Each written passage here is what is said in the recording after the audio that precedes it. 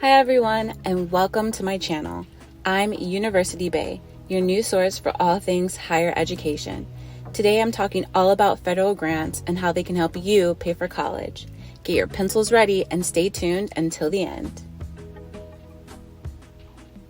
Money is one of the top 5 reasons people don't attend college.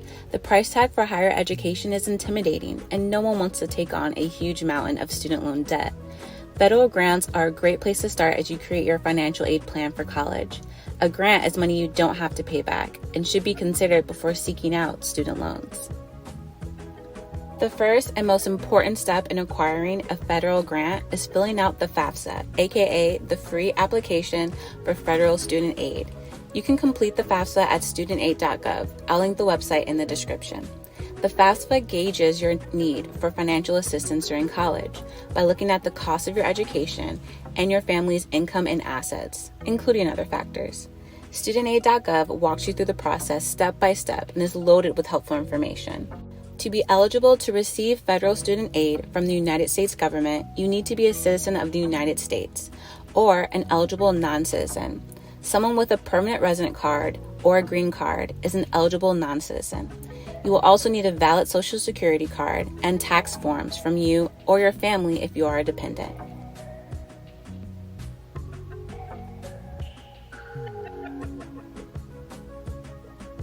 Now, let's discuss the most common federal grants and their basic eligibility requirements.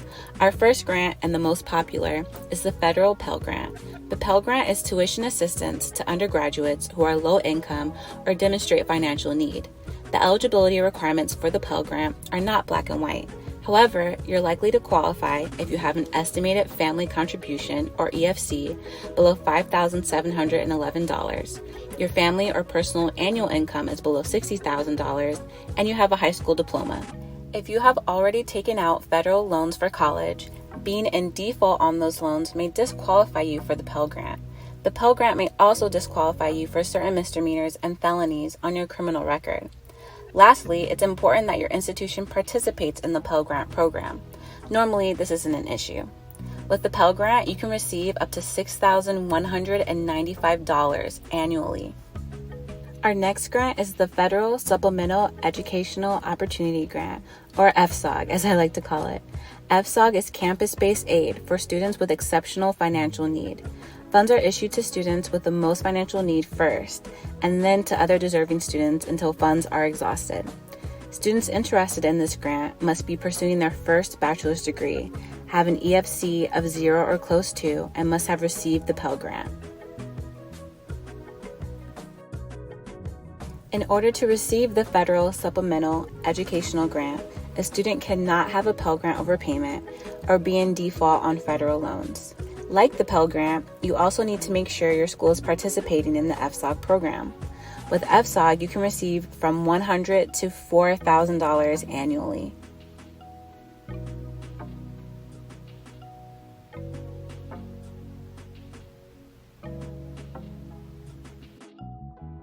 Lastly, we have the Teacher Education Assistance for College and Higher Education, or TEACH Grant, created for students who want to go into teaching.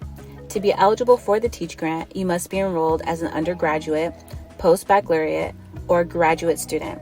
To meet the academic requirement, you will need to score around the 75th percentile on one or more portions of your college admissions test, or maintain a GPA of at least 3.25. You will also need to sign a TEACH Grant agreement to serve. This grant also requires you to receive TEACH Grant counseling, which will explain the terms and conditions of the grant. Lastly, your institution must participate in the TEACH Grant program, and you must be enrolled in a TEACH Grant eligible program. Not all teaching programs are eligible for the TEACH Grant, which focuses on high-need fields such as foreign language, math, and science. With the TEACH Grant, you can receive up to $3,764 annually.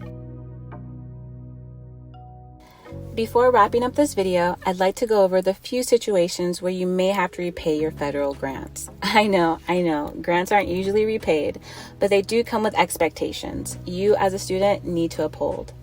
Withdrawing early from a program or going from full-time to part-time after you have received a federal grant are the most common situations where you would need to repay some or all of your grant. Your financial aid office will inform you if this happens and offer assistance. And of course, guys, please be truthful on your FAFSA.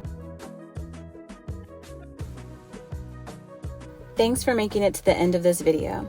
I'd like to stress that paying for college is not impossible, and there are many resources out there for students in need. Reach out to your prospective financial aid office if you have any questions, and please take the time to read through studentaid.gov. It has a ton of helpful information. Thanks for watching, and don't forget to like, comment, and subscribe if you found this video helpful. Also, don't forget to hit that notification bell to be notified when I drop my next video, which will go over student loans and how they work. Until next time.